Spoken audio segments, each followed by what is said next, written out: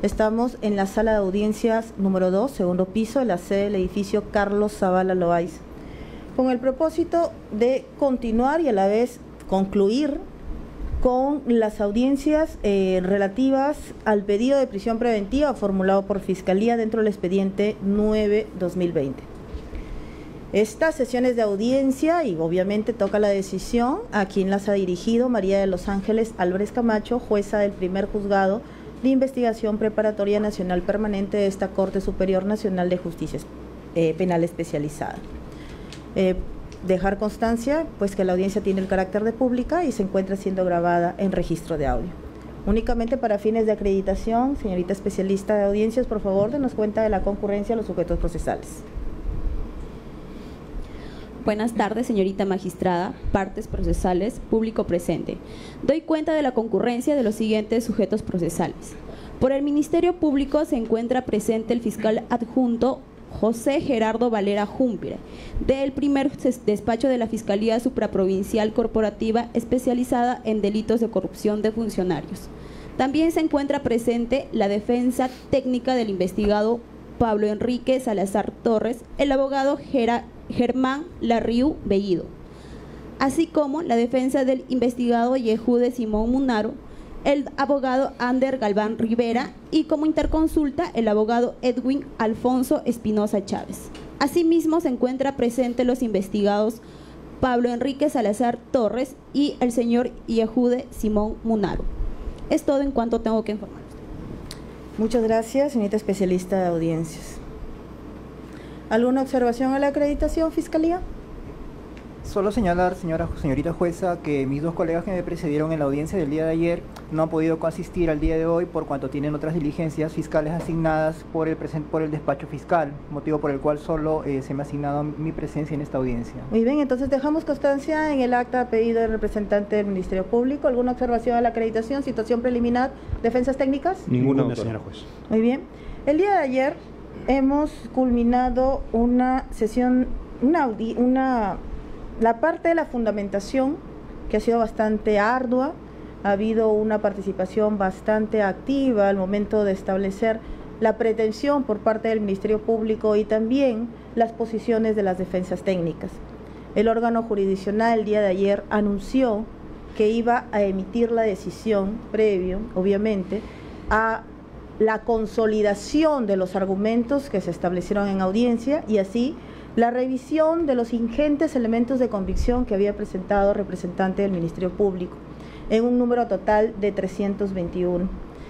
Obviamente se han efectuado los esfuerzos necesarios por parte del órgano jurisdiccional y hemos evacuado la resolución número 7 de fecha del día de hoy, 8 de marzo del año 2020, que va a contener la descripción íntegra y total de los distintos argumentos, posiciones de los sujetos procesales, así como ámbitos cuestionados en los distintos presupuestos analizados referidos a la prisión preventiva. No obstante, atendiendo a que ya tenemos una resolución escrita, en este acto de audiencia vamos a dar a conocer cuáles son aquellos argumentos fuerza que han llevado a la decisión final al órgano jurisdiccional, citándolos y señalando cuál es la parte decisoria de esta resolución. En ese entendido, vamos a reiterar una vez más lo que fue inicialmente precisado en esta audiencia. Una audiencia de prisión preventiva no va a determinar un nivel de responsabilidad a alguno de los investigados. Aquí no se va a determinar, o no se ha determinado, no se ha discutido si un investigado es responsable de tal o cual hecho que se le atribuye. ¿Por qué? Porque para eso debe mediar un juzgamiento con las garantías de ley y obviamente etapa procesal a la que se aborda de ser el caso y luego de concluidas otras etapas procesales, como la investigación preparatoria y la etapa intermedia. Lo que tiene por propósito, lo que ha tenido por propósito esta audiencia es evidenciar si se cumplen los presupuestos que la norma exige para privar de la libertad a un ciudadano que aún se encuentra revestido con el manto de la presunción de inocencia. Presupuestos procesales contenido en los artículos 268, desarrollado 269, 270. Los presupuestos son graves y fundados elementos de convicción. Pero estos graves y fundados elementos de convicción, no en el entendido que han acreditado la tesis de fiscalía. Repetimos, eso a nivel de juzgamiento, por lo que desde ya, si en algún momento mi persona hace alusión a la palabra acreditar, quiero que se entienda en ese sentido, y también pues forma parte de la locución pues también algún desliz en ese entendido. Entonces, si lo que se busca es verificar graves y fundados elementos de convicción, ya distinta jurisprudencia de nuestra Corte Suprema nos ha señalado que estos elementos deben ir ligados a una sospecha grave. Un segundo presupuesto lo vamos a encontrar en la pena probable superior a 4 años de pena privativa de libertad, lo que se le conoce como pronoxis de pena. Obviamente, a cargo del representante del Ministerio Público, realizar un ejercicio de determinación de pena para el cumplimiento de este presupuesto. Mas no debemos confundir o precisar que la prisión preventiva, de ser el caso, tiene el carácter de punitiva. En esta audiencia tampoco se va a establecer una pena. Ello queda reservado, de ser el caso, repito, para la etapa estelar del proceso penal conforme lo establece la doctrina, que es el juzgamiento. El tercer presupuesto en doctrina lo encontramos denominado peligrosismo procesal. 2 ámbitos: peligro de fuga, peligro de obstaculización. Solamente quiero destacar, sin perjuicio de dejar constancia que la resolución contiene la diversa jurisprudencia que ha emanado de nuestra Corte Suprema, dejar constancia de lo siguiente. Ya a nivel jurisprudencial se ha desarrollado que este presupuesto únicamente puede ser cumplido a nivel de datos objetivos. La Corte Suprema ha descartado la norma, también obviamente con criterios interpretativos que nos da la máxima entidad del Poder Judicial, que es la Corte Suprema. Ya se ha descartado ámbitos subjetivos, supuestos abstractos para la configuración de este tipo de peligro. Constancia de lo siguiente: tanto los graves y fundados elementos de convicción, la pena superior a 4 años, así como el peligro procesal, tiene que ser cumplido copulativamente. ¿Qué es eso? Todos ellos. Pero en el peligro procesal, en las 2 vertientes que he indicado, bastará que se cumpla uno de ellos para que quede legitimada la medida. El órgano jurisdiccional, al momento de resolver, tiene que ser lo suficientemente estricto para verificar si se cumplen o no los presupuestos. ¿Por qué? Porque están en juego 2 deberes del Estado. El primero, obviamente, de buscar y perseguir los fines del proceso, que se desarrolle en sus tiempos y con la sujeción de los investigados al mismo. Pero también hay otro deber del Estado que no puede dejarse de lado, y esto es la salvaguarda de los derechos fundamentales de los ciudadanos, entre los cuales se encuentra, claro está, la libertad ambulatoria.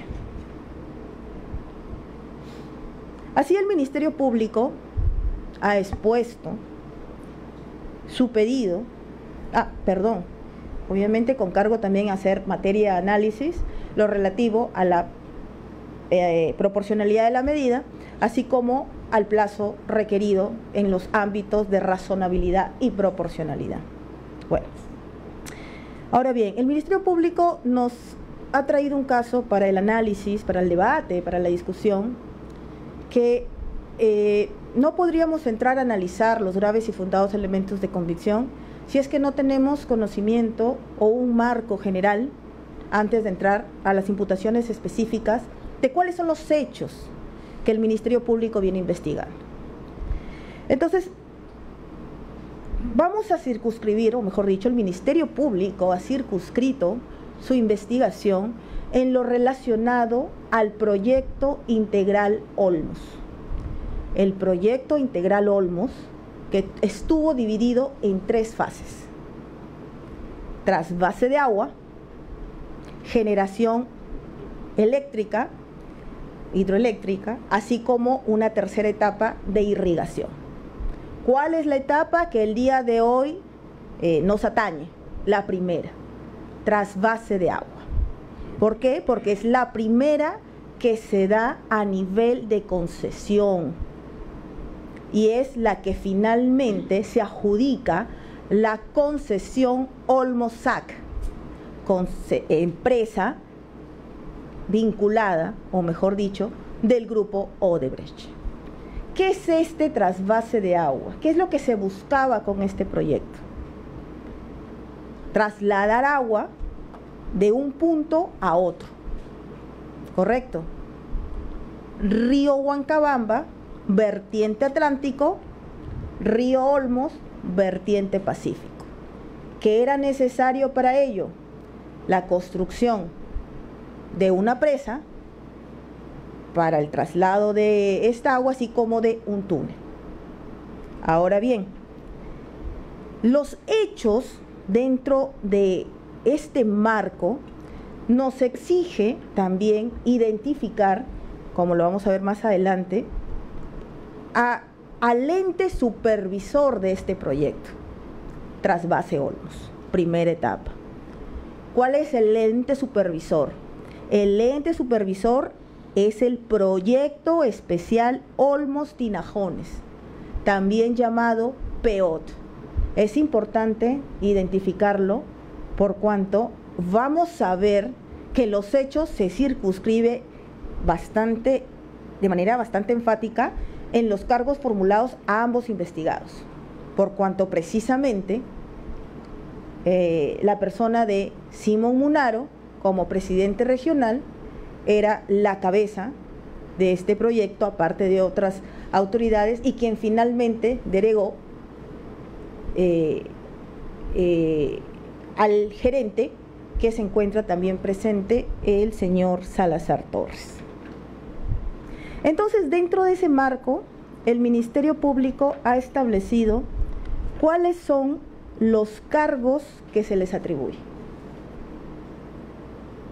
Y para hacerlo, ha puesto en manifiesto una serie de disfuncionalidades que habrían realizado, estamos a un nivel de presunción, que habrían realizado no respetando los deberes funcionales a los cuales estaban obligados.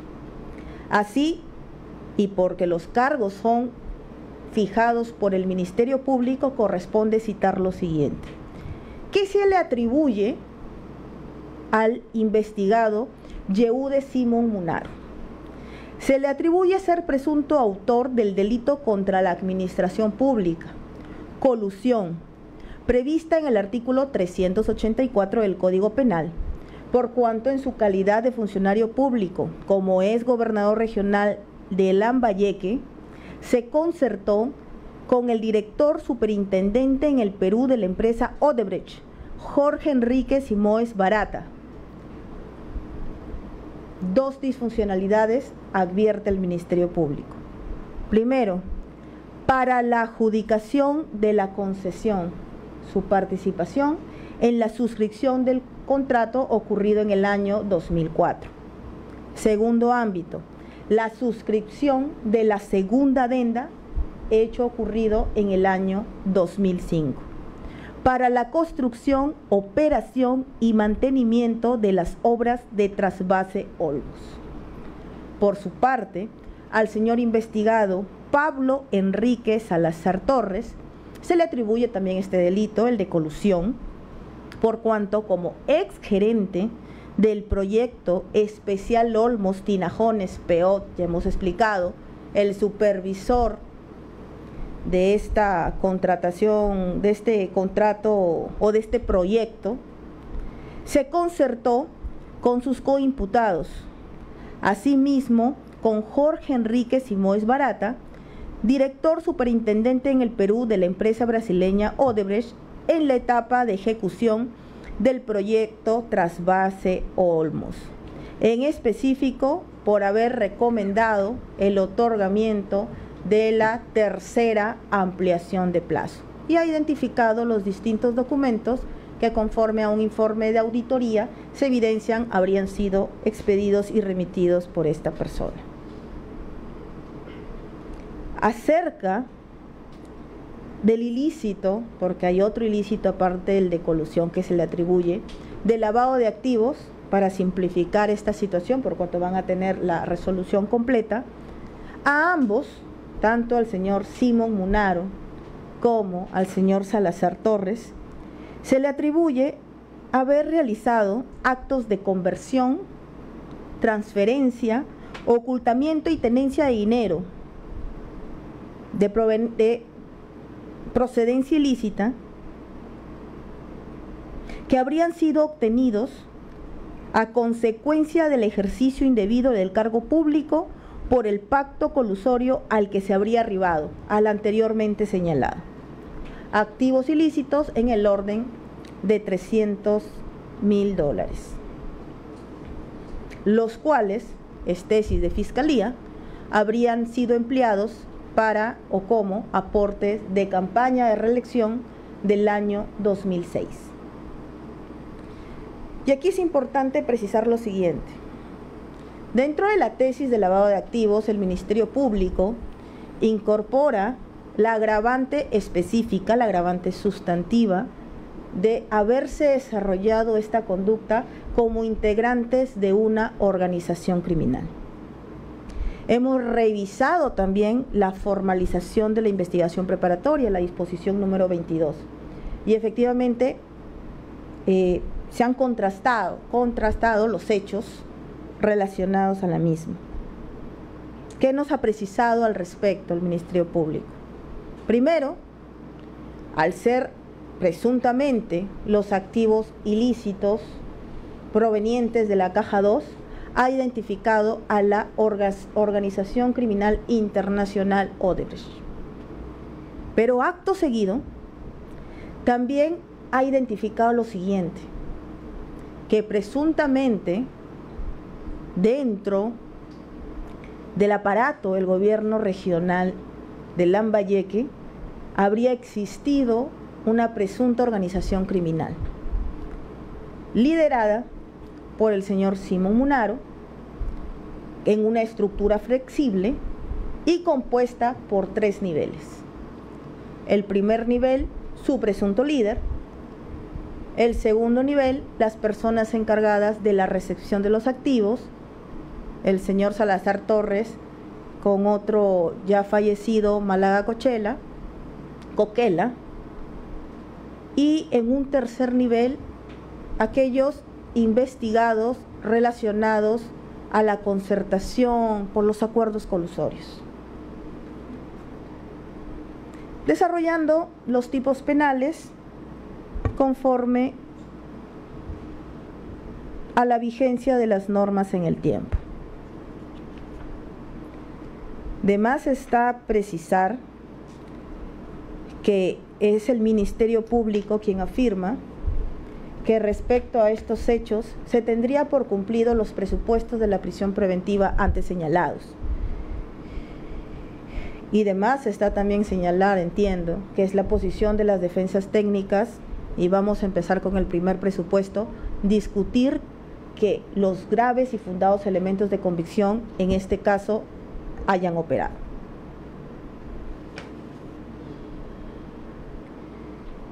En cuanto al ilícito de colusión, atendiendo a que es tesis de representante del Ministerio Público la presunta existencia de una organización criminal tomada como una agravante específica del ilícito de lavado de activos, agravante específica tanto más si antes del 2013 no se encontró en vigencia la ley 30.077, corresponde que el órgano jurisdiccional desarrolle si hemos encontrado o no elementos de convicción graves y fuertes que nos den el nivel de sospecha grave sobre la presunta existencia de esta organización criminal. Y el órgano jurisdiccional quiere ser enfático en afirmar lo siguiente: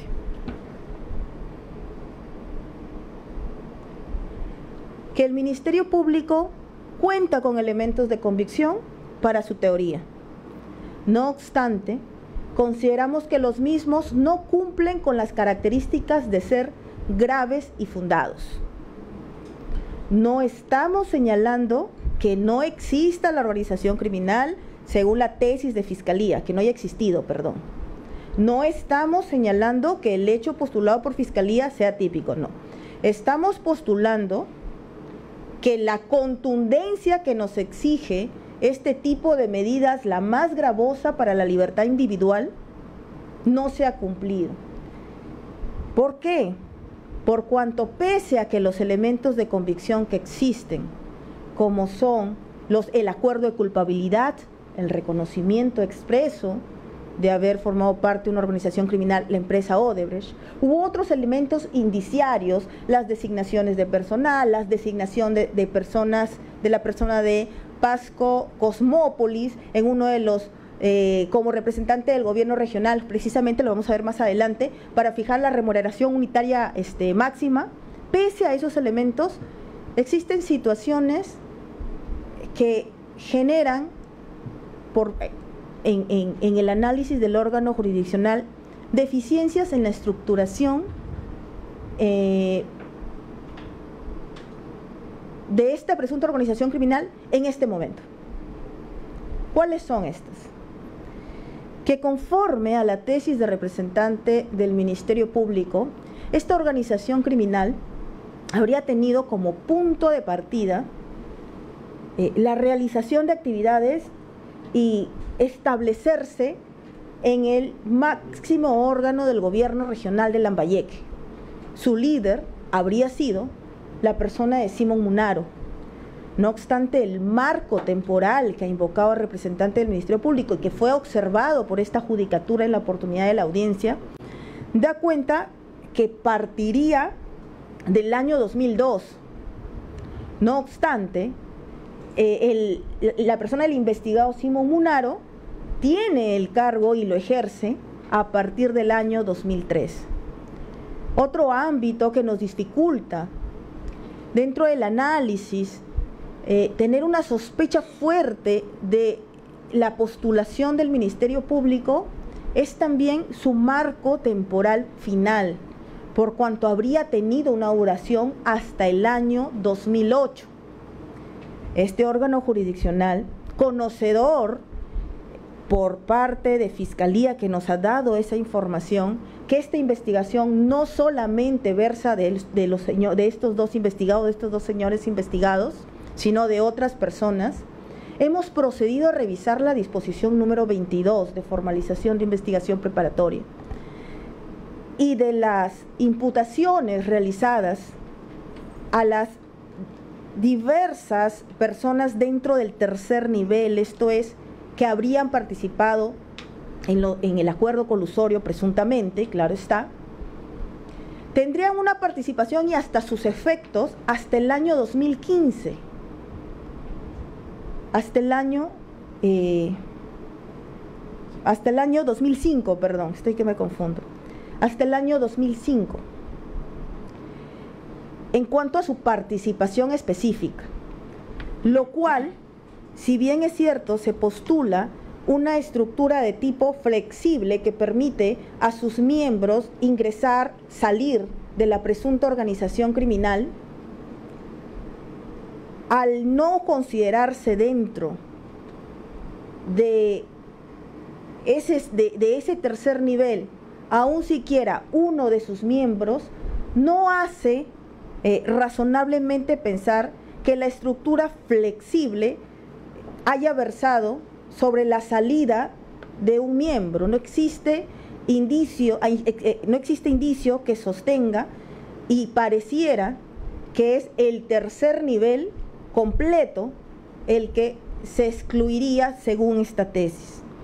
Entonces, esa dificultad del marco temporal de inicio y fin de la presunta organización criminal, según lo ha postulado el representante del Ministerio Público, nos impide darle la calidad de graves y fundados a los elementos que se han precisado en este acápite. Por el presunto ilícito de colusión. En cuanto a los cargos atribuidos al señor Simón Munaro y a los elementos de convicción presentados, este órgano jurisdiccional evidencia que los elementos presentados por el Ministerio Público sí cumplen con los parámetros de ser graves y fundados. En específico, son dos ámbitos los que se le atribuyen. En cuanto a la suscripción del contrato, por haberse permitido la suscripción pese a la disfuncionalidad de no contarse a la fecha de la entrega de los sobres, de los sobres número 2, número 3, en específico el 3, la propuesta económica, con la remuneración unitaria máxima.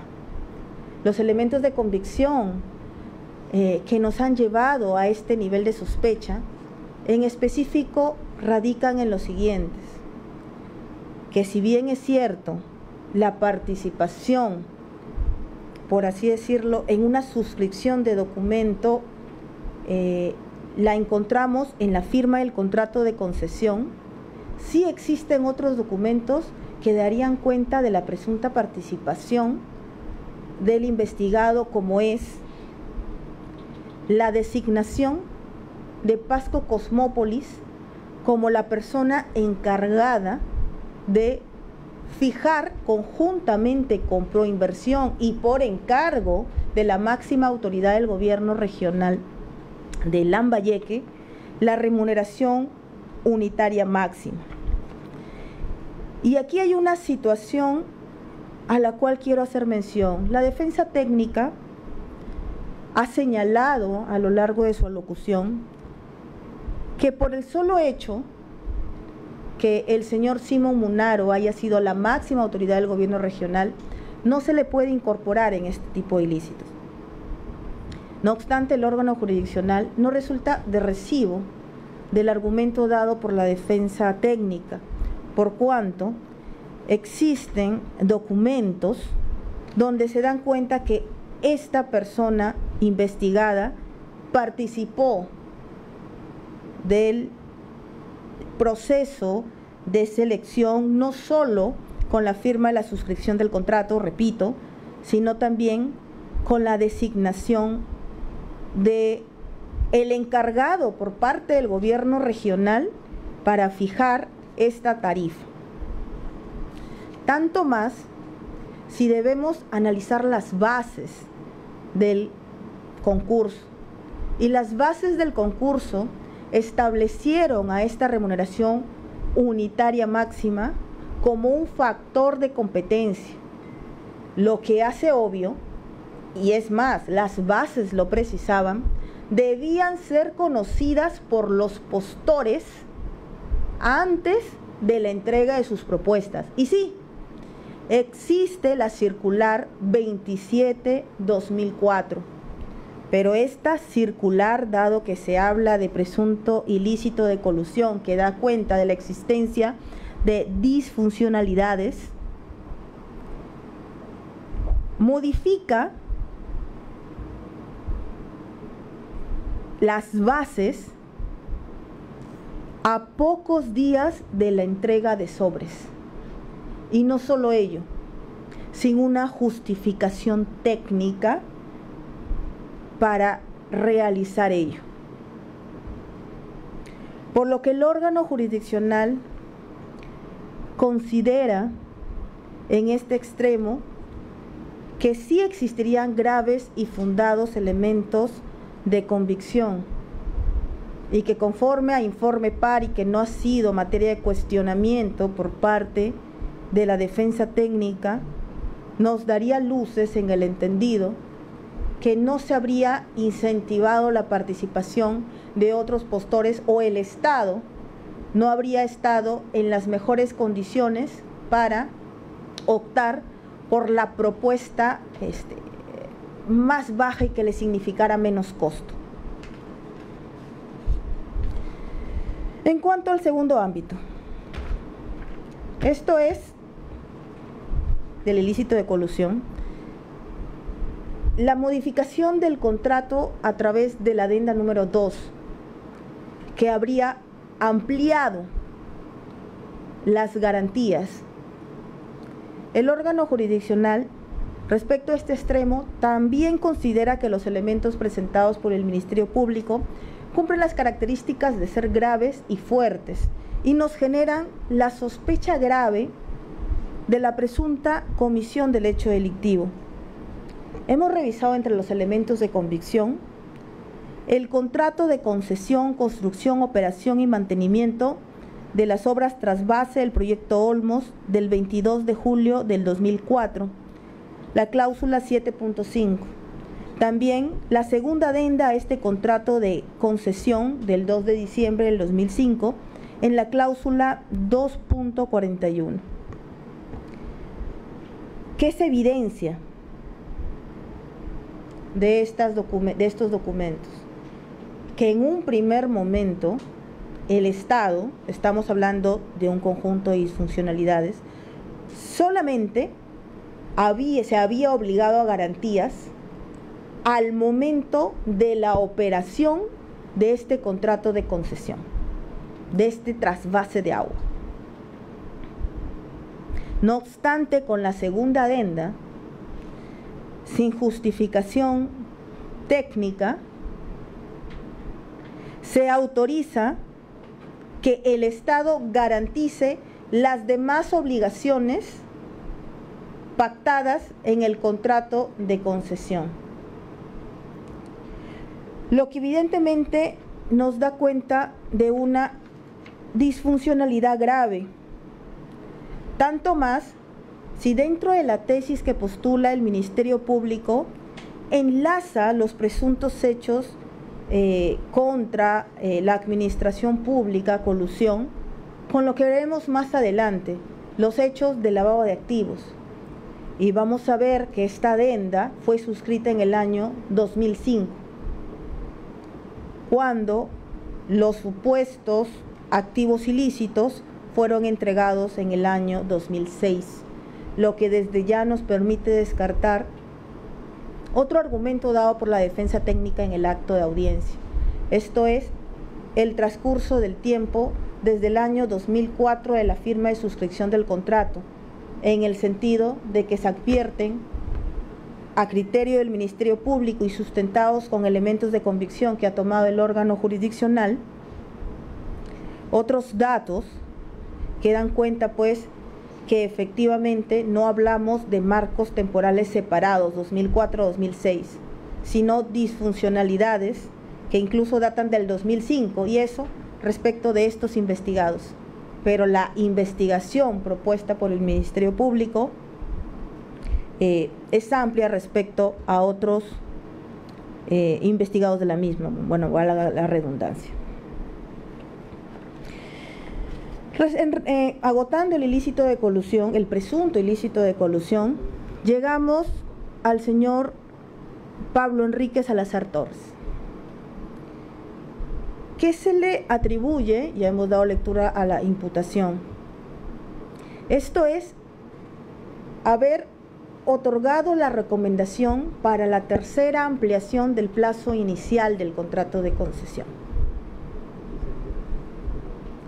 La defensa técnica nos ha sostenido que Fiscalía vendría enfatizando este hecho en la presunta necesidad de una pericia, pero que tal pericia no sería necesaria para la misma y por ende no podría hablarse de un perjuicio. Este órgano jurisdiccional no considera de recibo esas apreciaciones de la defensa técnica y antes, por el contrario, califica los elementos de convicción presentados por el Ministerio Público como graves y fundados. Y así debemos precisar previamente lo siguiente. Las ampliaciones de plazo en un total de 819 días, en ese total no son la recomendación efectuada por el investigado por el íntegro de este plazo. Empezamos por esa delimitación, sino por la tercera ampliación del plazo inicial, esto es 170 días calendario. Tenemos el documento, el oficio 971, en mérito al cual, efectivamente, conforme lo ha precisado el Ministerio Público, se ha dado esta recomendación. Tenemos la recepción por quien fuera en su momento la presidenta regional de Lambayeque, la señora Neri Saldarriaga, viuda de Kroll. Pero también tenemos un informe de auditoría que nos ha traído el Ministerio Público y que nos genera esa sospecha grave y fuerte. El número 5658, que establece que debía contarse con la participación de un perito. Lo establece una unidad técnica de Contraloría de la República. Y que obviar ese procedimiento contractual evitó que la concesionaria, Olmosac, la empresa concesionaria Olmosac, incurra en un retraso injustificado y que obviamente no pueda el Estado acceder al cobro de las penalidades que correspondieran. Ahora bien, continuando con el ilícito de lavado de activos, también atribuido a ambos investigados.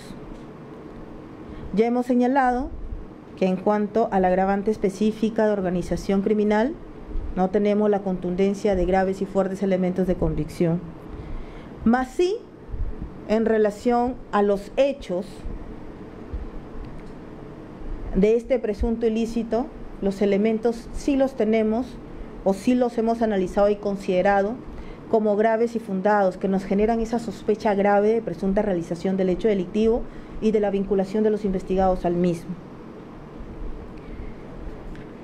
Los elementos de convicción en su integridad están citados en la resolución, pero entre los más relevantes podemos precisar lo siguiente.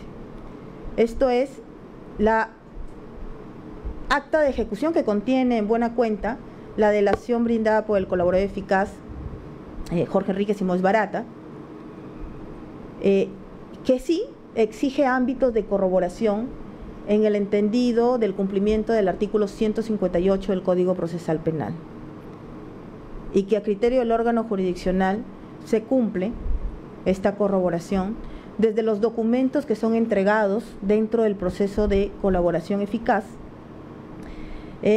considerados como los lanzamientos.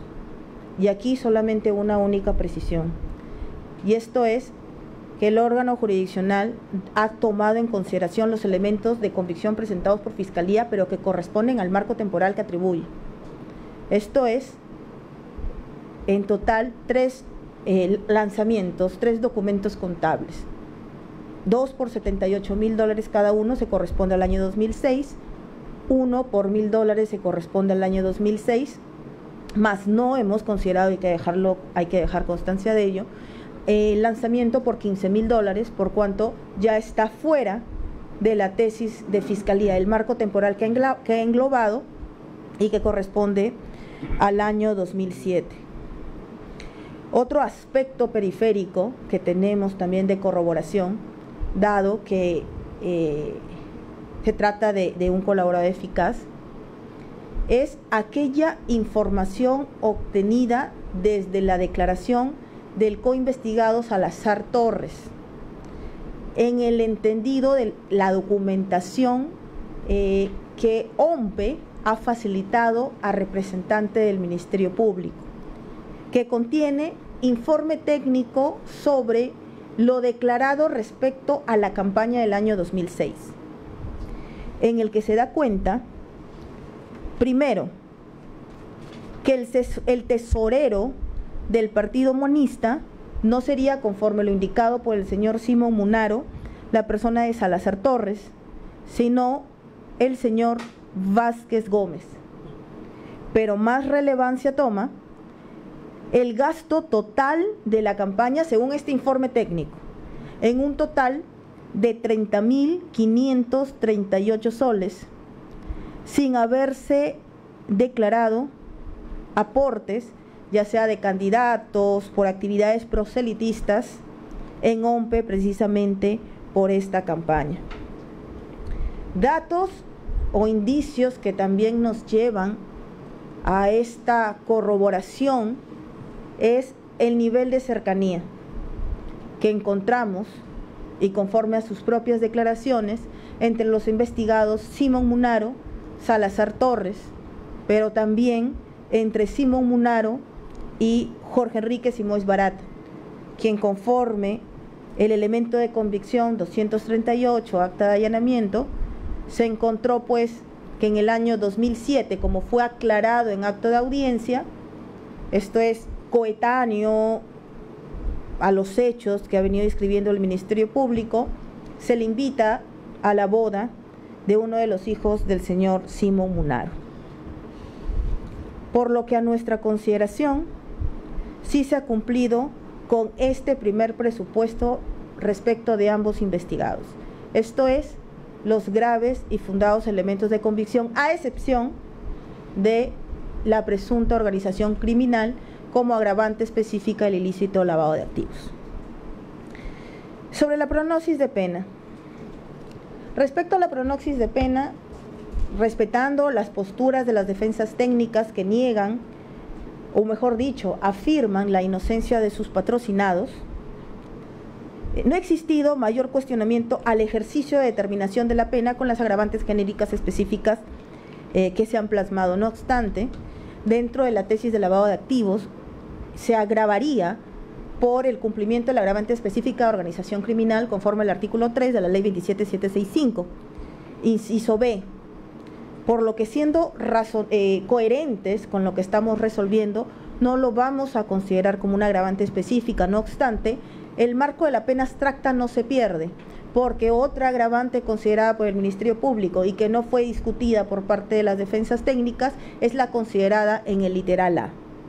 En ese entendido, y atendiendo al ejercicio de subsunción y al ejercicio de determinación de la probable pena a imponer realizada por el representante del Ministerio Público, y invocando el concurso real, tanto para el delito de colusión como de lavado de activos, ha permitido realizar un pronóstico de pena que este órgano jurisdiccional ha revisado.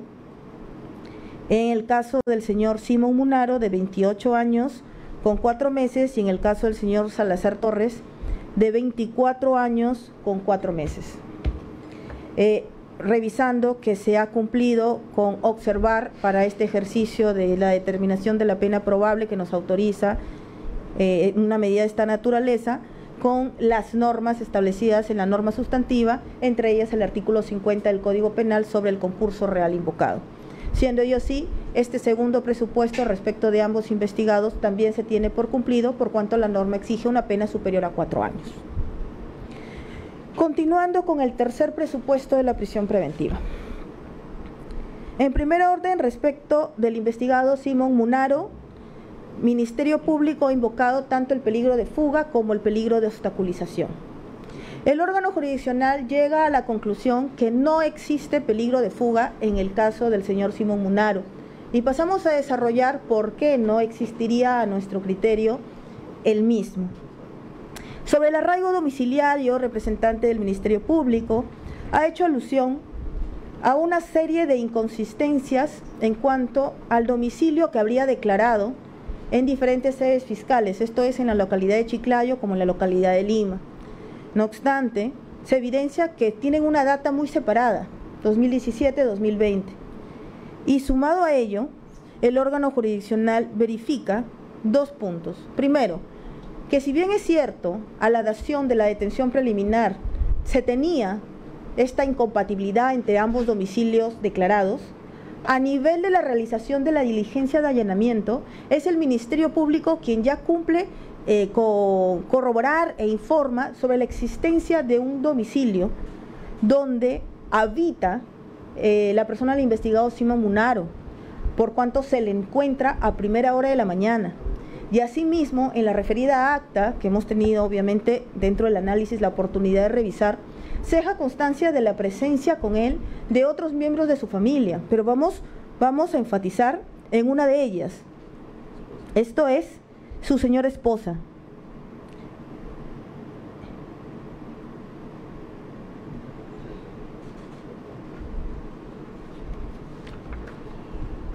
Nancy Grimaldina Valcárcel de Simo. Y no solamente ello, si ya tenemos determinado por el mismo Ministerio Público un domicilio a donde se le encontró al investigado y que coincide con el último domicilio declarado, bueno, vale la redundancia, en una declaración del Ministerio Público,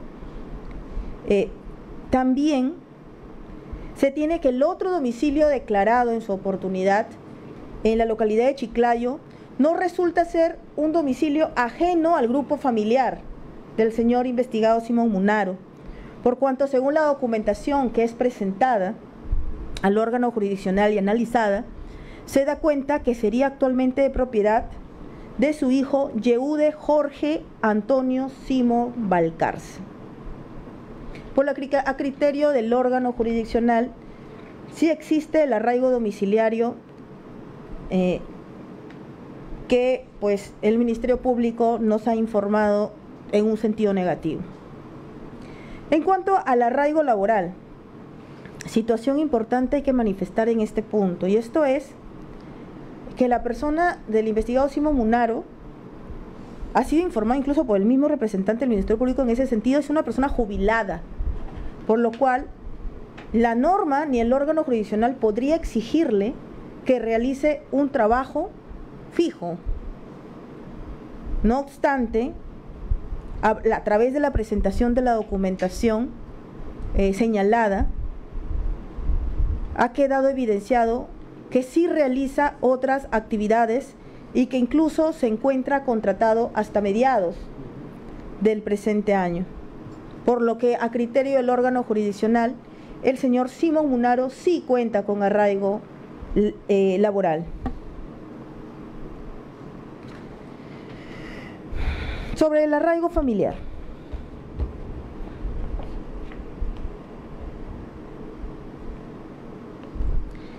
Sobre el arraigo familiar, también dos ámbitos que han sido tomados en consideración por parte de la Judicatura. Primero, nos parece bastante acertada la apreciación realizada por la defensa técnica, en el entendido que nos exige, como órgano jurisdiccional, mirar la edad del investigado, 72 años, y bajo ello establecer, bajo las reglas de la experiencia, que el común denominador da cuenta que a esa edad los hijos tendrían que ser todos ellos mayores de edad, lo cual no lo aleja de un grupo familiar, tanto más si incluso entendiéndolo restrictivamente y respecto únicamente de su cónyuge, ya al momento de hablar del arraigo domiciliario ha quedado explicitado de las documentales revisadas, pues, que vive con su cónyuge, domicilia con ella. Entonces, a criterio del órgano jurisdiccional, el señor investigado sí cuenta con arraigo familiar. Sobre la posibilidad de ocultamiento, también dos ámbitos. Primero, representante del Ministerio Público nos puso en consideración que el señor investigado tendría diversos domicilios donde podría ocultarse. El órgano jurisdiccional ha revisado, analizado al detalle los documentos presentados por el mismo Ministerio Público, que nos da cuenta de la existencia, sí, de 4 inmuebles. 4 inmuebles porque así se encuentra dividido entre registros públicos. El primero de ellos, su casa habitación, que ya fue allanada, es conocida, ha sido pesquisada por parte de representantes del Ministerio Público con apoyo de la Policía Nacional del Perú. Y otros 3 inmuebles. No obstante, los mismos se constituyen en terrenos rústicos, sin construcción. Por lo que esa capacidad de ocultamiento a criterio del órgano jurisdiccional no se cumple, se desvanece, por la propia naturaleza de estos bienes. Y el segundo ámbito que nos informa el representante del Ministerio Público es que su señora esposa, según documentos que encontraron en la diligencia de allanamiento, tendría un predio en la localidad de Motupe. Pero también hemos revisado el punto de análisis que la defensa técnica requirió y direccionó al órgano jurisdiccional a centrarnos, y esto es la página 169 del requerimiento, donde es el mismo representante del Ministerio Público quien pues reconoce que se trata de otro terreno. Si bien es cierto, se ha alegado que el mismo ya ha sido vendido, pues no se ha presentado documentación en ese sentido.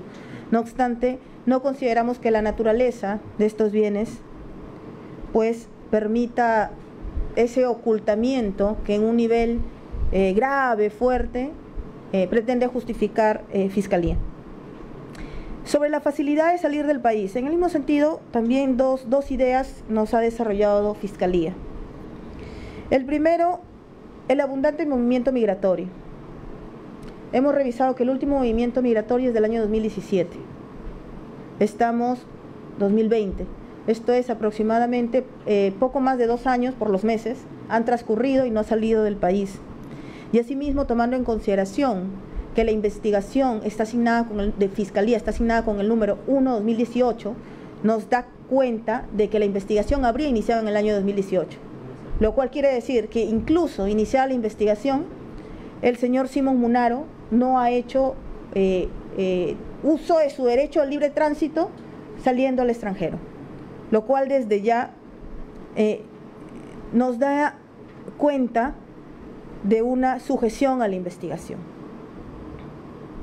Ahora bien, el segundo ámbito que Fiscalía, que llama nuestra atención Fiscalía, es el argumento que, atendiendo a los activos ilícitos recepcionados por parte de Jorge Enrique Simós Barata, la empresa Odebrecht, tendría una capacidad económica también a los bienes que registra.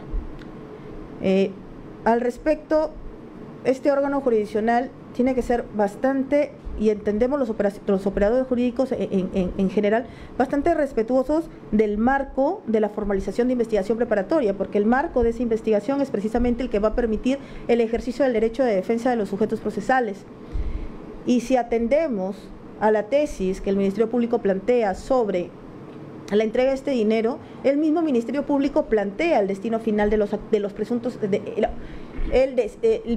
el destino final de estos presuntos activos ilícitos entregados, que sería para los pagos por gastos de campaña, lo cual pues hace que el argumento vertido no tenga la contundencia y no se encuentre contextualizado dentro de los mismos hechos imputados que afirma.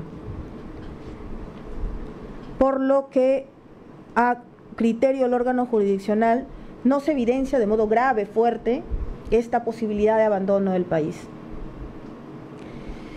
Ahora bien, sobre el comportamiento en otro procedimiento. No voy a ser repetitiva, por cuanto en la audiencia pude evidenciar que el Ministerio Público había esbozado argumentos similares en este punto como en el peligro de obstaculización que más adelante vamos a analizar y que ha desarrollado. Pero sí vamos a dar respuesta a los mismos. El Ministerio Público señala dentro de este ámbito sobre el comportamiento del investigado en otro procedimiento que el testigo Nava Guiber ha precisado que el expresidente Alan García le habría entregado suma de dinero que habría utilizado para la adquisición de un inmueble. Tomada la declaración al señor investigado Simón Munaro, los ha negado la recepción de dinero, pero ha señalado que efectivamente tal ofrecimiento existió. Entonces, representante del Ministerio Público enlaza una tesis que en un buen comportamiento de funcionario público tuvo que haber denunciado estos hechos. No obstante, el órgano jurisdiccional debe recordar la siguiente premisa, esto es, que la persona de Nava Guiber es de conocimiento público que está acogido a un proceso especial con Ministerio Público. En ese entendido, no se ha presentado dato objetivo, conforme al artículo 158 del Código Procesal Penal, que nos haga prever razonablemente una contundencia a su declaración. Tanto más si esa contundencia será necesario para el análisis de una medida de esta naturaleza, como es la prisión preventiva, porque se está pretendiendo precisamente privar de la libertad a un ciudadano. Esa contundencia en este ámbito, respecto a lo anteriormente señalado a criterio del órgano jurisdiccional, no se tiene.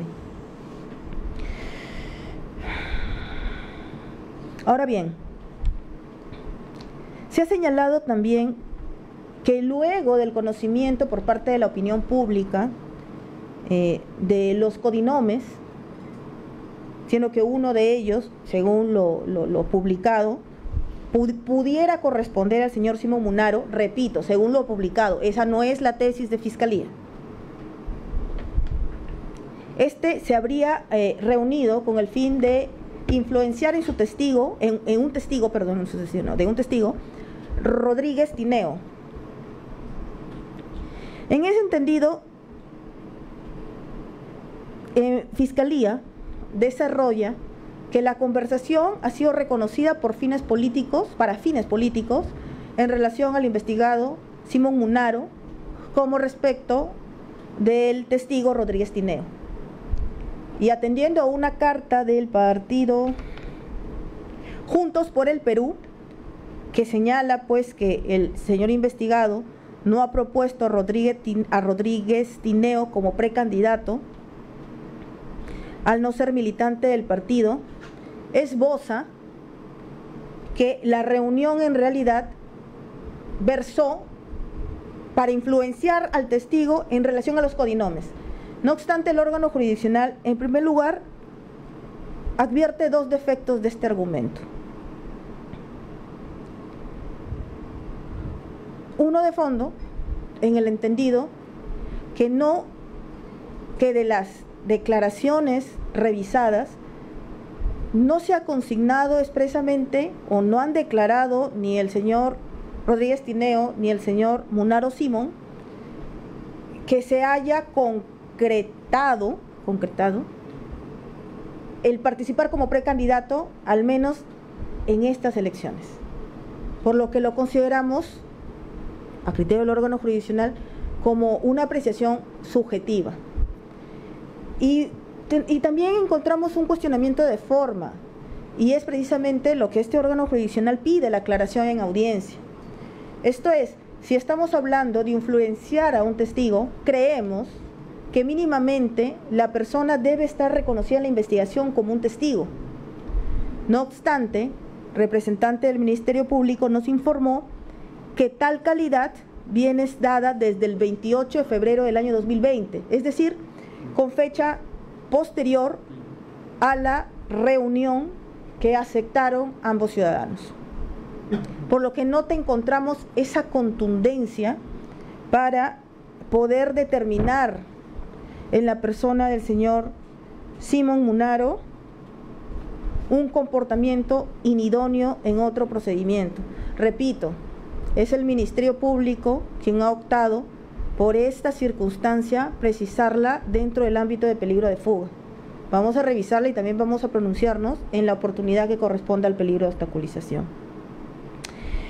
A ver, una tercera circunstancia como un comportamiento inidóneo, por así decirlo, que es postulado por representante del Ministerio Público, es lo relativo a las declaraciones de gastos de campaña ante OMPE.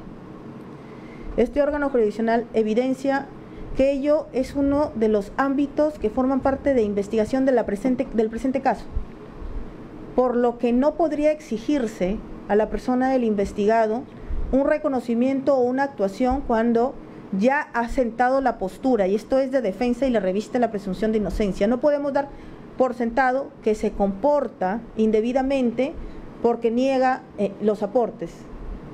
Repito, pueden haber elementos de convicción, pero estamos en una etapa de verificación de presupuestos de la prisión preventiva. No confundamos los presupuestos. Y aquí sí viene un punto donde es interés del órgano jurisdiccional detenerse, por cuanto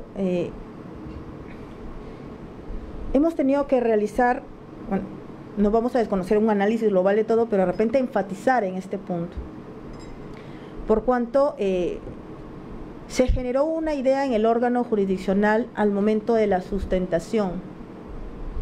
Esto es que presuntamente, lo afirmado por Fiscalía, que presuntamente la persona del investigado Simón Munaro habría influenciado en la persona de Salazar Torres para que se comporte de manera desleal en la investigación y informando falsamente, según nos fue explicado por el Ministerio Público, se trate de atribuir responsabilidad al señor Málaga Cochela, bueno, como se escribe es Cochela, como se pronuncia Coquela, Málaga Coquela. Ahora bien, representante del Ministerio Público en la oportunidad de su sustentación nos dio lectura a un acta de transcripción de mensajes vía WhatsApp de una conversación mantenida entre el señor Simón Munaro y el señor Salazar Torres. La misma que paso a dar lectura y dice así: tragiversan, textualmente, tragiversan. Me dijeron, llamaron y tú colgaste fono. Quien se dirige es el señor Simón Munaro al señor Salazar Torres. Querían que te culpara y dije yo desconocía lo dicho por Barata y que solo tú podías responder. Que me preocupaba que no hables, lo he vuelto a decir, pues creo que guardar silencio te perjudica. He dicho que cuando se le dio a Málaga, que cómo sé probar qué dinero te dieron según ellos si es efectivo. A Málaga le pudieron dar $250,000. ¿Quién lo sabe? La prensa busca estos conflictos por su conveniencia. Del extracto, el órgano jurisdiccional no evidencia la afirmación vertida por el Ministerio Público, tanto más si he considerado necesario transcribir el íntegro de esta conversación, donde el principal interlocutor activo es la persona del investigado Simón Munaro. Continúa: no hablar te hace responsable y ese es un error. Tratan de decir que tú entraste por Odebrecht y Málaga igual, todo absolutamente falso, y lo he dicho así en aras de la verdad comprobable, aquí sí está bien escrito, perdón. Pari insiste en lo de Nippon. Responde Salazar Torres: yo y mi familia decepcionados y destrozados. Continúa Simón Munaro: pregunto desde nuestra administración en qué favorecimos a Odebrecht. No hay nada que pueda afirmar eso. Todos estamos destrozados. Yo nunca te mencioné y salí varias veces a defender tu honor. Te llamé una última vez y no hubo respuesta. Los periodistas te llamaban y no respondías. Te reitero, debes decir algo. Tarde o temprano va a ser así. Hay gente que alimenta mentiras, y ellos son la gente que deberías decepcionarte. De la revisión íntegra de esta comunicación, el órgano jurisdiccional no evidencia el argumento vertido por representante del Ministerio Público. Y asimismo, otro argumento se hace de necesaria mención, y esto es que incluso atendiendo y acogiendo el razonamiento realizado por Fiscalía, hay un ámbito que no puede ser dejado de lado. Esto es que pese al mensaje, en el mismo acto de audiencia y de la revisión de las documentales, se evidencia que Salazar Torres habría declarado lo que para él corresponde a su verdad. Por lo que, a criterio del órgano jurisdiccional, reitero, este ámbito, el Ministerio Público ha optado por considerarlo en este acápite. No se cumple, pues, un comportamiento inidóneo. Sobre el criterio de la gravedad de la pena, la magnitud del daño causado, el órgano jurisdiccional invoca las casaciones emitidas por la Corte Suprema, que establece que estos son criterios que deben ser analizados a la luz del cumplimiento de los arraigos. Es decir, no bastarán únicamente ellos como criterios abstractos para imponer la máxima medida de la prisión preventiva. Ya lo ha precisado el órgano jurisdiccional anteriormente. A lo largo, al desarrollo de la distinta jurisprudencia, la Corte Suprema nos viene dando valiosos aportes sobre cómo interpretar estos peligros. Y también ya lo hemos venido precisando anteriormente, que vienen siendo acogidos por parte del órgano jurisdiccional. Y finalmente se nos invoca lo relativo a la pertenencia a una organización criminal. En este punto, ya el órgano jurisdiccional ha verificado que no podrían existir, o a nuestro criterio, no existen graves y fundados elementos de convicción, pero más allá de eso, debemos destacar dos puntos. El primero, a criterio del representante del Ministerio Público, dentro de su tesis, esta presunta organización criminal funcionó del año 2002 al año 2008. Quiere decir que a la fecha no existe. Y no solamente eso, no se nos ha dado algún dato objetivo o algún fundamento o algún indicio que nos permita evaluar por parte del órgano jurisdiccional que exista a la fecha de haber existido alguna, estamos en presunciones, alguna posibilidad de reintegración. Por lo que no podemos acoger ni dar por acreditado por cumplido este presupuesto de peligro de fuga. En cuanto al peligro de obstaculización, a criterio del órgano jurisdiccional, luego de revisar los argumentos, el análisis es de la decisión que el mismo no se cumple en la persona del señor Simón Munaro. Vamos a remitirnos a ámbitos de peligro de obstaculización que ya fueron mencionados en el peligro de fuga. Vamos a remitirnos a esta decisión o al análisis ya establecido. Esto es, se ha invocado nuevamente los mensajes de WhatsApp entre la persona de Simón Munaro y Salazar Torres. Ya lo hemos analizado, ya lo hemos descrito. Se ha presentado nuevamente como argumento la influencia al testigo Rodríguez Tineo. También ya lo hemos analizado en ese sentido. Dos argumentos más tenemos en este peligro.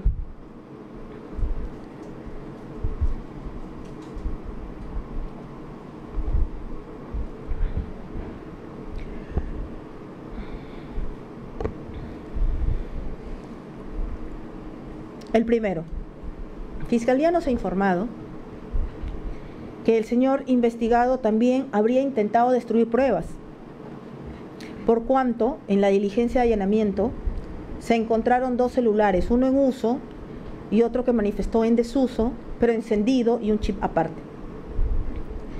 Este órgano jurisdiccional señala de que dicho fundamento, dicho argumento no tiene la contundencia para dar por configurado este presupuesto, tanto más si hemos revisado el acta en su integridad y no hemos encontrado mención alguna que haya considerado el funcionario a cargo de la diligencia o el apoyo de la Policía Nacional del Perú que dé cuenta de algún indicio de daño del chip o de los celulares encontrados, tanto más si es que precisamente el que estaba en uso fue desbloqueado en el acto de audiencia por el mismo investigado. Y aparte de eso, estos bienes, chip, celulares, ya se encuentran en custodia del Ministerio Público para la realización de las diligencias que correspondieran. Me estoy refiriendo al chip y al equipo en desuso. Por lo que, reitero, no podemos con este fundamento dar por cumplido este presupuesto dentro del ámbito del peligro de obstaculización. Finalmente, se nos da otro argumento, esto es que como la investigación comprende a 25 investigados y aún se encuentra pendiente que el colaborador Simón Barata informe sobre los 69 pagamentos o lanzamientos informados y que han sido descritos en la página 47 y siguientes del requerimiento fiscal, es muy probable que el señor investigado Simón Munaro pudiera pues buscar obstruir la labor de investigación. Creo que del solo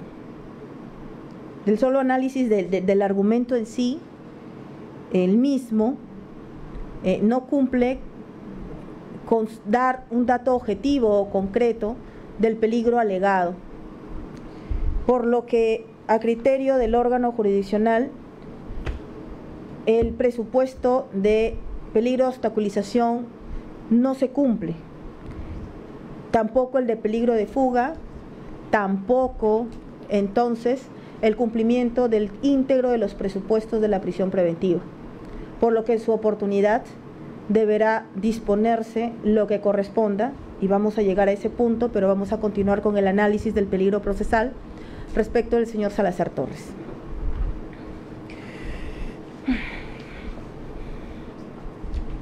En cuanto al peligro de fuga, el órgano jurisdiccional, luego de analizados los argumentos vertidos en audiencia, así como la revisión de las diversas documentales presentadas, llega a la decisión que dicho presupuesto no se cumple.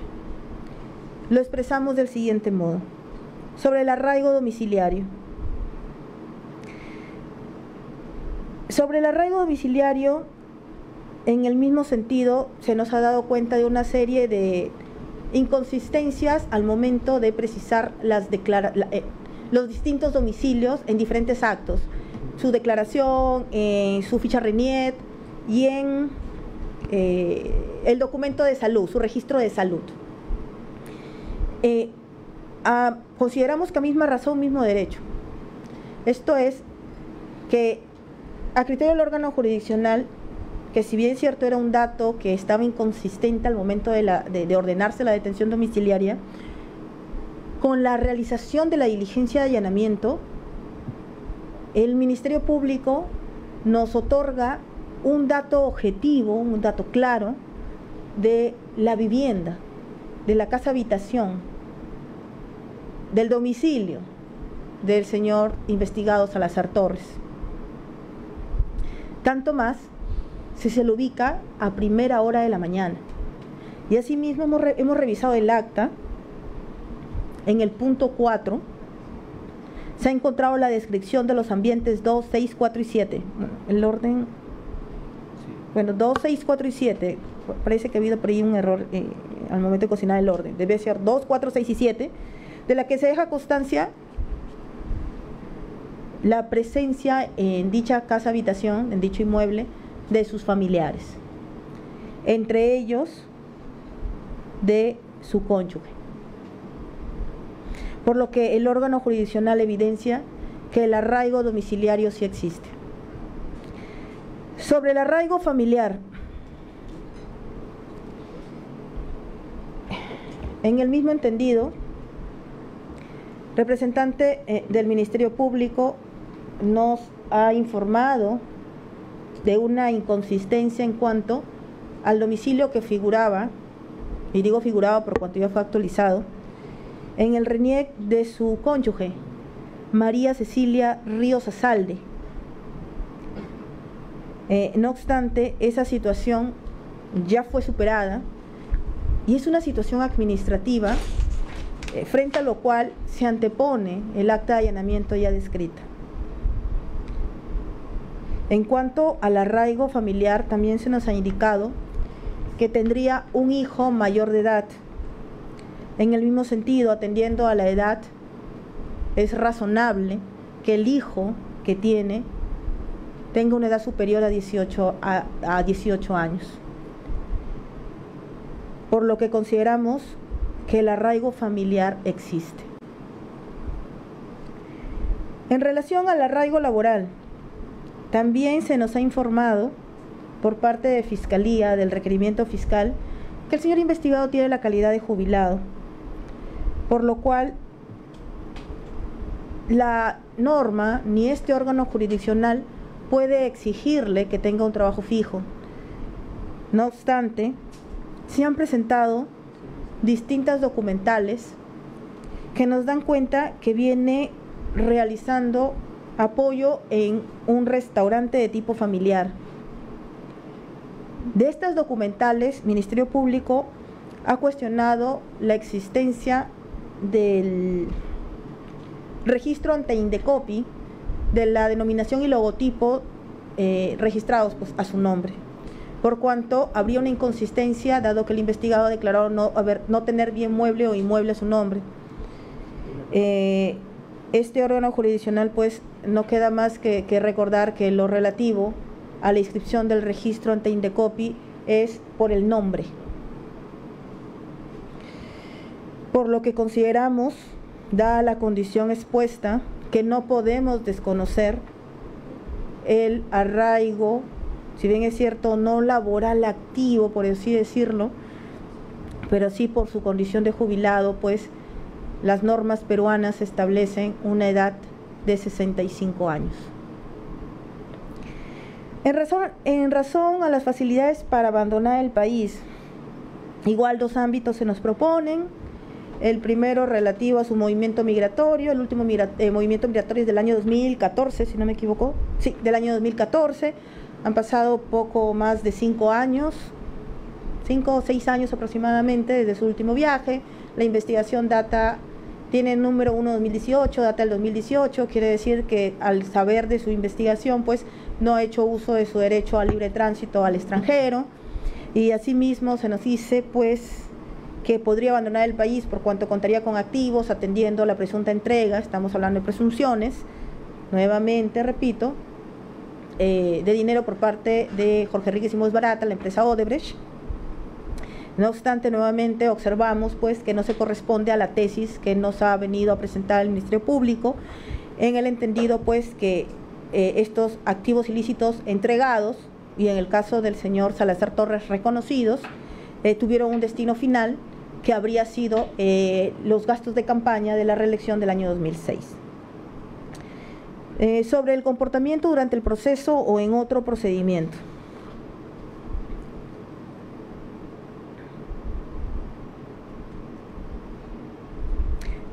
Bien, en este ámbito dos situaciones son invocadas. La primera, que en atención a los mensajes de texto,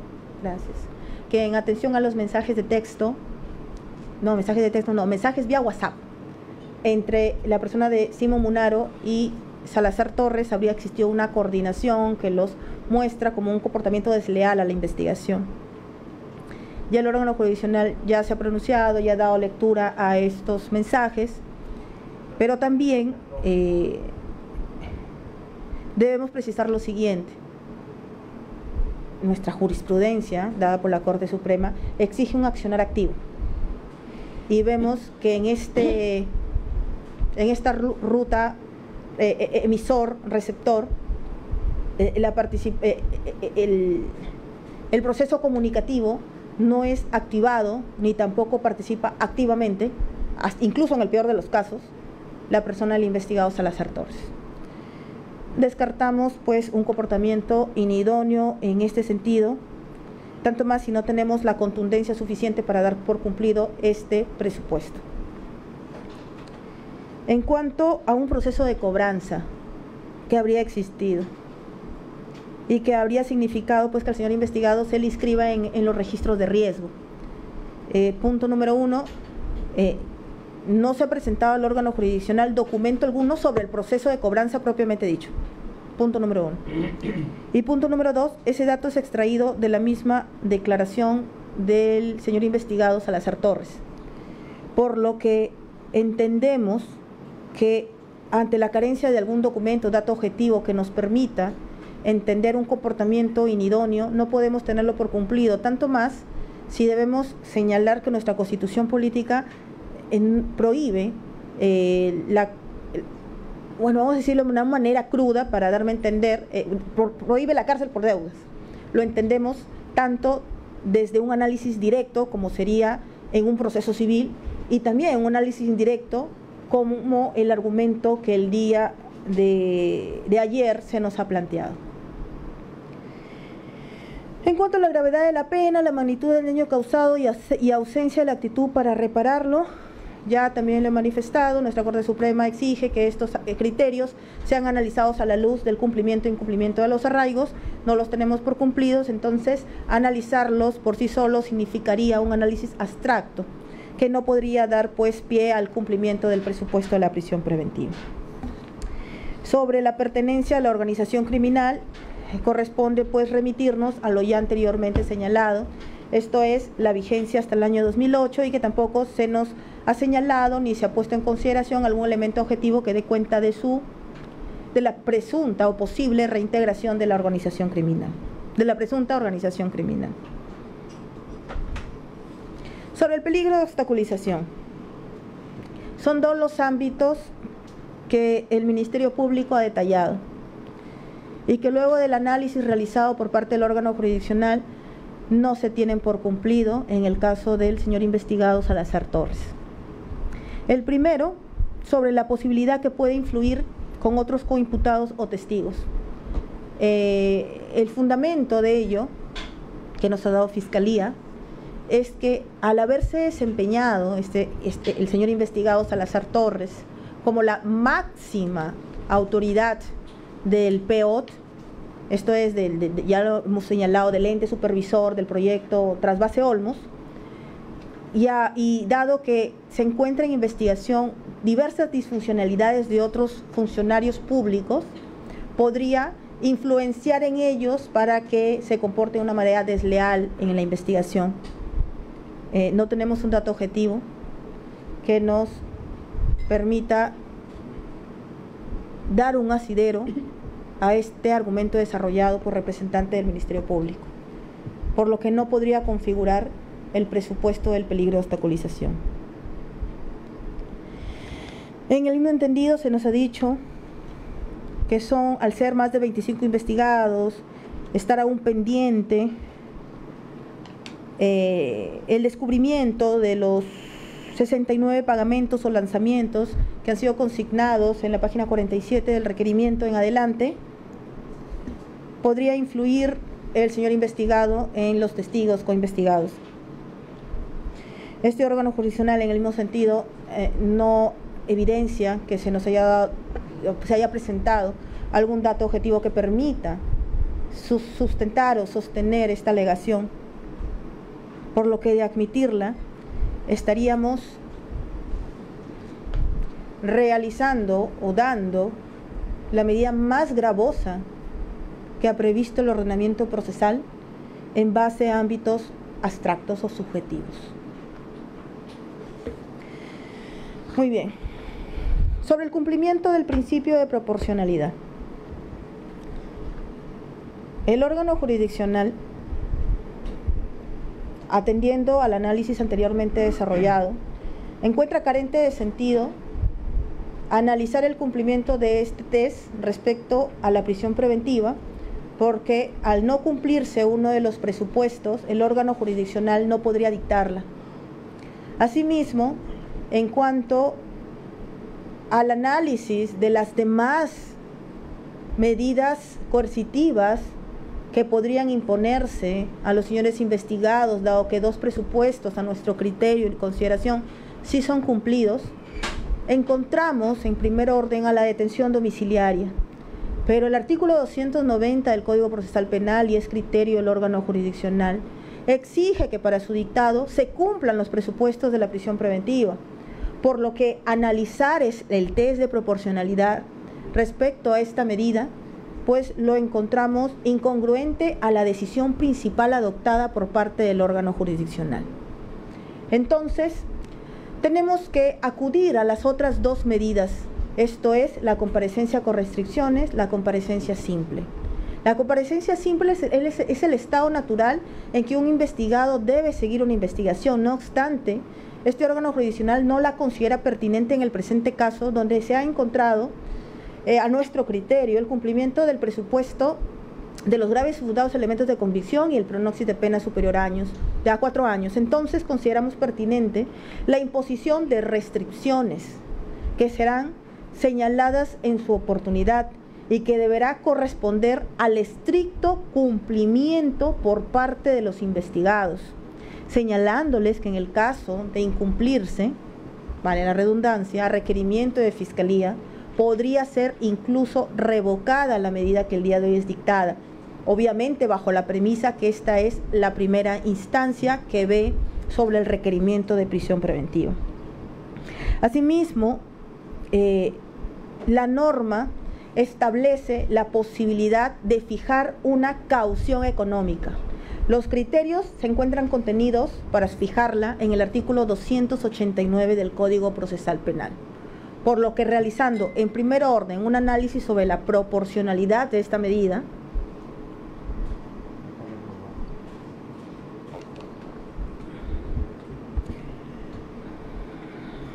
la encontramos como idónea, porque las restricciones que se impondrán las consideramos que son suficientes para garantizar los fines procesales perseguidos por parte del representante del Ministerio Público. Esto es, la sujeción de los investigados al proceso, así como que el proceso pueda realizarse sin distracciones, sin obstaculizaciones, y que el Ministerio Público pueda lograr el esclarecimiento de los mismos. Tanto más si debemos recordar que la investigación preparatoria da cuenta de un deber objetivo al representante del Ministerio Público en cuanto a la búsqueda de pruebas de cargo y de descargo, actuando, claro está, los sujetos procesales bajo los principios de lealtad y probidad. La medida es necesaria, la entendemos, por cuanto hemos analizado el catálogo de las medidas establecidas en nuestro ordenamiento procesal penal.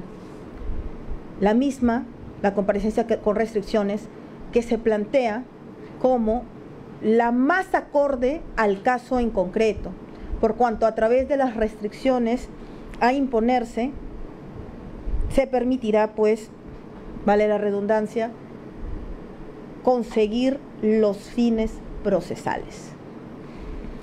En cuanto a la proporcionalidad propiamente dicha, encontramos a criterio del órgano jurisdiccional, en este caso en concreto, la posibilidad de llevar la investigación o la persecución penal, prerrogativa facultad del Ministerio Público, restringiendo de menor medida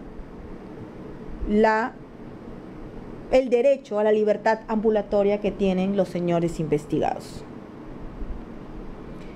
De más está decir que no vamos a hacer un análisis sobre el plazo de la medida, porque la comparecencia con restricciones deberá ser entendida a lo largo de todo el proceso, sin perjuicio de señalar lo siguiente, que como toda medida coercitiva tiene o se rige por diversos principios, entre ellos la variabilidad. Para ello, obviamente, deberá tenerse el pedido de parte que correspondiera, ya sea de cambiar las circunstancias del dictado, una más gravosa o, en mejor parte, menos gravosa. Muy bien, y finalmente, en cuanto a las restricciones y caución, las restricciones van dirigidas a que los investigados no puedan tener contacto con los testigos, otros coinvestigados, peritos y demás, que queden sujetos a informar de sus actividades y también a concurrir una vez al mes al órgano jurisdiccional para su control biométrico. También a la imposibilidad de abandonar el país, situación que fue incluso ofrecida por parte de los investigados al momento de las audiencias públicas. Y demás, conforme al detalle en la parte resolutiva contenidas. Sobre la fijación de la caución. La caución, según el artículo 289 del Código Procesal Penal, debe fijarse tomando en consideración diversas aristas. Entre ellos, la gravedad del daño causado, la naturaleza de los hechos, pero también las posibilidades económicas de los señores investigados, por cuanto imponer una caución elevada o impagable significaría en buena cuenta un sometimiento de los investigados ante su incumplimiento a una imposición de una medida más gravosa como es la prisión preventiva, por cuanto la caución busca garantizar el cumplimiento de las restricciones a imponer. Entonces, hemos trabajado con la documentación que hemos tenido a la vista y con la información suministrada por Fiscalía. Y tenemos que la persona de Simón Munaro es una persona jubilada que percibe un monto mensual aproximado de 4.000 soles, además de realizar otras actividades. También tiene carga familiar, por lo que hemos estimado razonable, atendiendo a las circunstancias del artículo 289 del Código Procesal Penal, imponer una caución de 30.000 soles que deberá ser cancelada en el término de 3 días hábiles.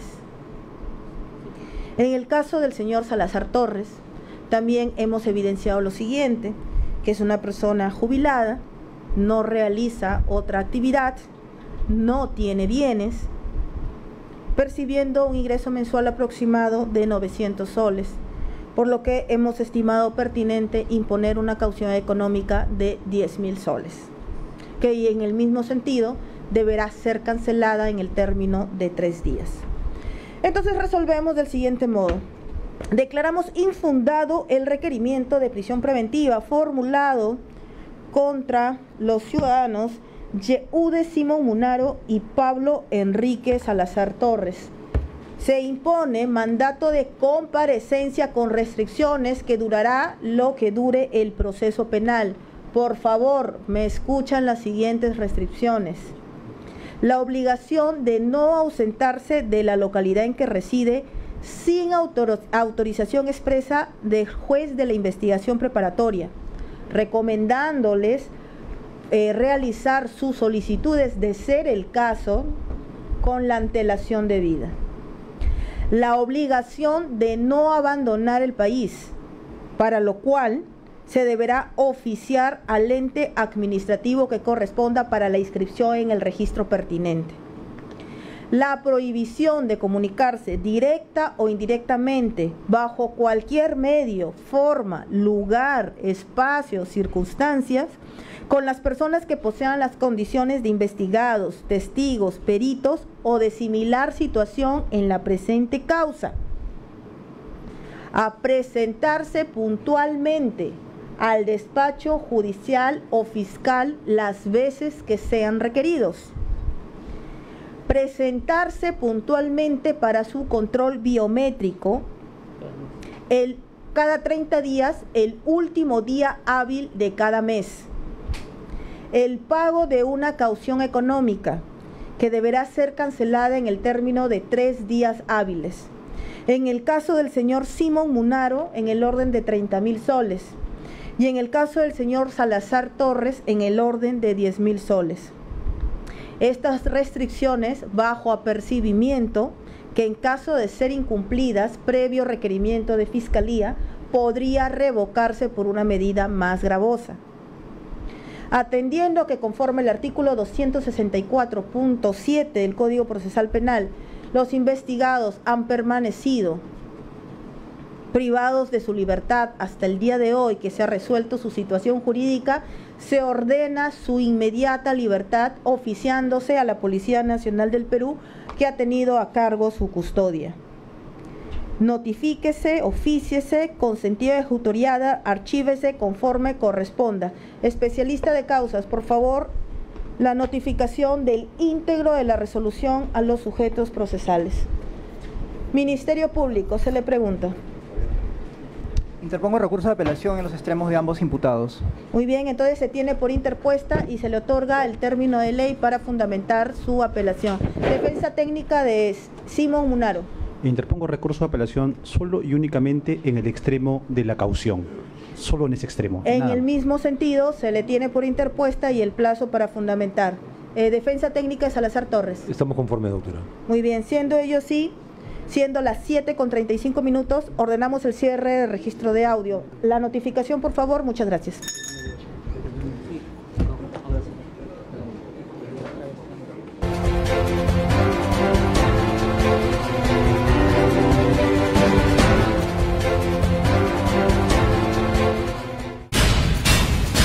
Justicia TV es el canal de televisión del Poder Judicial del Perú, que llega a usted con la información jurisdiccional desde la propia fuente, el juez. Sintoniza